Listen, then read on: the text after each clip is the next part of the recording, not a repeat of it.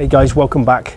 Hopefully you can hear me. It's quite windy out here today, so I've got an idea for a new series of videos, and they're going to be called quick fixes. I know a lot of my content is sort of long form kind of stuff. I tend to get a little bit carried away and waffle on, and they end up all being like minimum 20 minutes, usually about half an hour long. So I want to do a series of quick 10-minute episodes that just get straight to the point. Explain, here we go on a waffle. What I want to do is show you a set of symptoms, and I'll choose jobs that there's sort of no ambiguity. The symptoms are very specific and the fix is easy, and show you sort of ways of diagnosing stuff. Anyway, so I've got an F800GS here. So the customer is complaining of a slightly uneven idle, and he just described it as being, it just doesn't feel right, it just feels a little bit rough. The idle is slightly uneven, and on a closed throttle, so on the overrun, it's popping and banging out the exhaust pipe.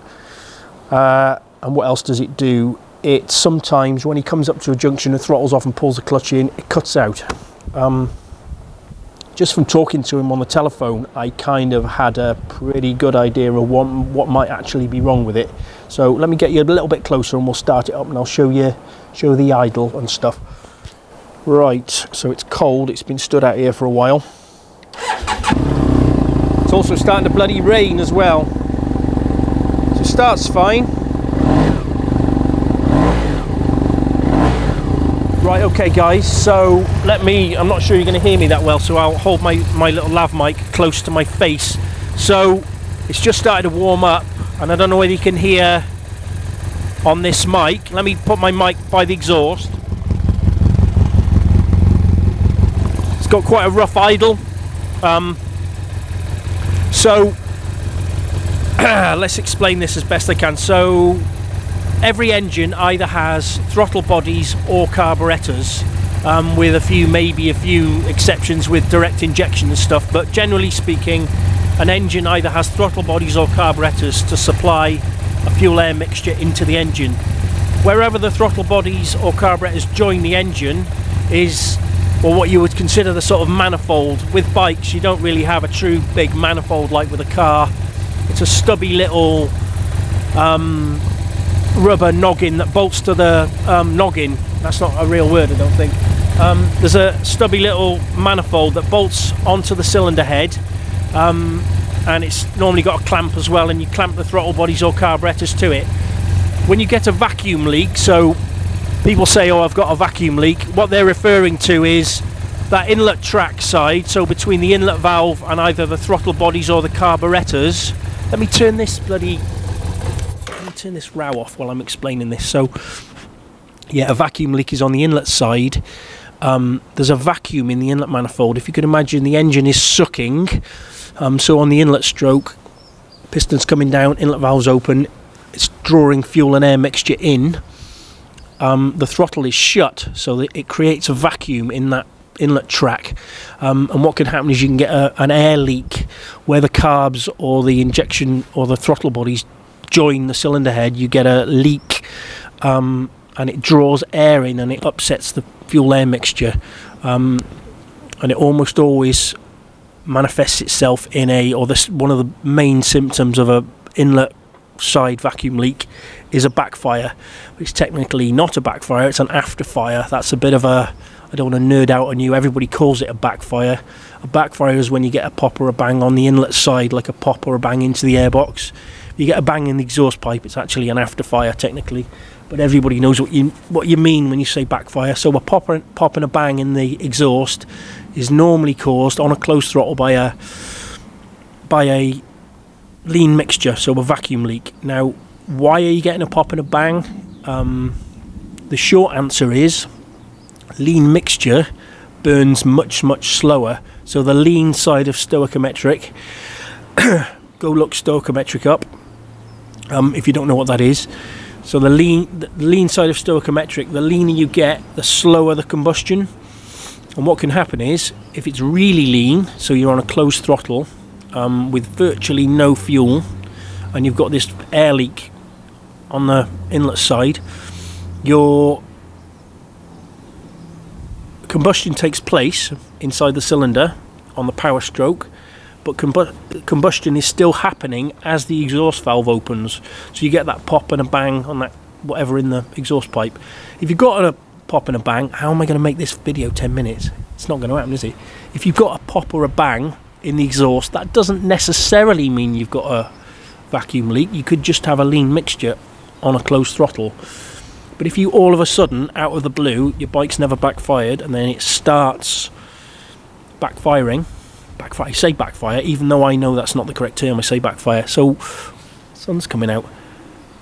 Stop waffling and concentrate. So, if you get a backfire, an afterfire in your exhaust, it's normally a lean mixture.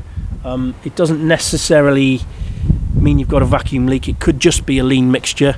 Sometimes, and I don't want to go down a rabbit hole with it, but you can have exhaust leaks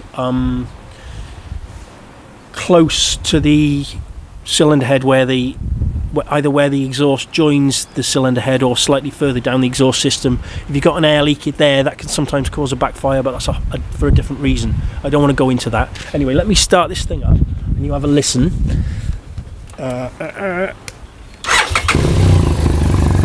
Right. Now it's got, I don't know whether you can hear, it's got a really rough idle. Whoa, my camera's going to blow over. It's got a really rough idle, and then if I put my mic to the engine, don't know if you're picking that up, it's got a little sucky sound. Now I immediately, the observant amongst you will have spotted that this thing's got a Scott oiler fitted to it. And as we know, it looks alright. Scott oilers take a vacuum feed off the inlet manifold, so that's a little bit suspicious straight away. I show you a little trick you can do when you think you've got a vacuum leak to determine whether you have or not. And I should also say, without going on and on about it, it doesn't necessarily need to be the inlet manifold that's got a leak. There are quite a few vacuum pipes for various things like vacuum fuel taps in the case of carbureted bikes, and there are vacuum pipes for other things with fuel injected bikes. You can sometimes have a split in a vacuum hose. Anyway, let me show you a quick and dirty way of finding out whether you've got a vacuum leak. Right up guys, so I just turned it round because it's more evident this side. Listen to this.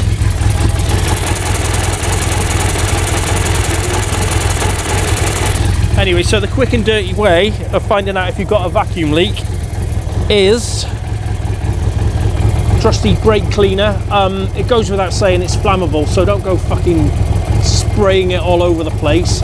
Don't want to set your bike on fire. You could use you know, GT85, WD-40, the shitty carb cleaner that doesn't work, that sort of stuff. Anyway, watch what happens if I've just seen where it's leaking from. Watch what happens if I put some brake cleaner near the vacuum leak.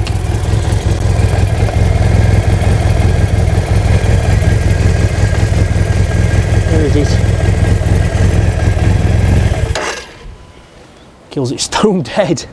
What will sometimes happen if you've got a little vacuum leak on a inlet manifold, what's happened, I'll explain why it's leaking, where it's leaking from in a second, but if you've got a little leak, you sometimes spray something like brake cleaner, which is a fuel.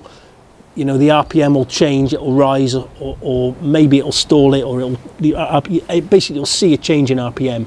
In this case, a massive change in RPM, it stops the engine.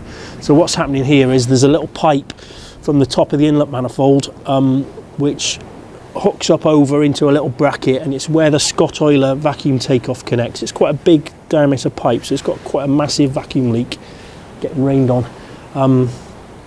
Yeah, the pipe's just old and it's just split. Anyway, that's a quick and dirty way of finding out whether you've got a vacuum leak or not. Hope you find that interesting, and hopefully it's less than 10 minutes. See you on the next one. Thanks guys.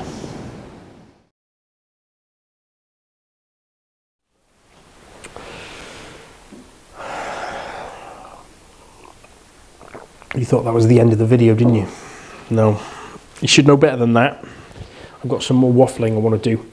I'll make it short and sweet, but I just needed to add a little bit. I came in and made a brew and just sat down and thought about editing this little 10-minute video really quick, and I thought, you know what, there's a little bit of information missing.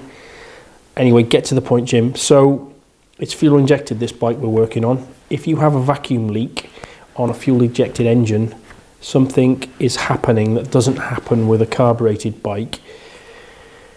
Without going down a rabbit hole, you have an O2 sensor, an oxygen sensor on the exhaust pipe of most fuel injected bikes. There are a few exceptions, but normally you've got an O2 sensor.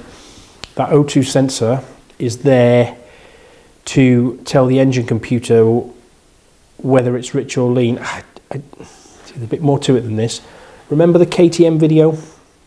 Remember the oxygen sensor? Remember welding the little boss on the exhaust? That sensor was a wideband O2, which actually gives you an AFR, an air-fuel ratio reading, an accurate measurement of air-fuel ratio. The sort of sensor that's in this F800 is just a narrowband O2, which basically reports either rich or lean. I don't want to go down that road anyway. What I want to talk about is there's a thing called fuel trim, short-term and long-term fuel trim. And I'm only going to talk about this in relation to what happens with a vacuum leak. This is a massive subject, and you could talk about it till the cows come home. When you have a vacuum leak on a fuel injected bike, the short-term and long-term fuel trim, and that fuel trim is an adjustment window for the engine computer to either make the mixture richer or leaner. Now the short-term fuel trim, the sort of name suggests it responds very quickly. So if I pulled a vacuum pipe off, okay, let's say the bike was running perfectly, I pulled a vacuum pipe off and introduced an air leak straight away. If you were looking at the data PIDs on the diagnostic machine, you would immediately see the O2 sensor voltage go low, so it's reporting a lean condition. And what would almost immediately happen after that is the engine computer, the ECU, would start demanding, injecting more fuel, supplying more fuel to the engine to try and counteract the air leak that I've introduced. So the short-term fuel trim moves really, really quickly in its window of movement, if you like. And then the long-term fuel trim is there. What will happen then is the short-term will go rich, and then the long-term fuel trim will start moving rich as well to allow the short term to get back into the middle of its adjustment. So the job of the long-term fuel trim is to keep the short-term fuel trim in its window of adjustment. Does that make sense? The reason I'm telling you that is, without waffling, if you have had a vacuum leak on a bike like this, if you go in with your diagnostic machine, you'll see the fuel trim numbers are way out. So when you've fixed your vacuum leak, you could wait a while and ride it and stuff, and it would eventually, the long-term fuel trim would come back into, and it's a good way of knowing if you fixed it. You'll see the fuel trim numbers start to sort of correct themselves. But when the vacuum leak is as obvious as this bike out here, you can just go in, and I think it's called with BMW adaptive parameter reset. So you can just reset all the fuel trims back to factory and just go again. Anyway, I wanted to add that little bit of information because I thought that's kind of relevant to it. This is actually the end now, and it's definitely over 10 minutes long, isn't it? So this will be the first of my quick fix videos. I think I'll try and do a few more of these and keep them as when I come across problems that are relevant and easy to sort of explain. I'll do a few more of these, I think.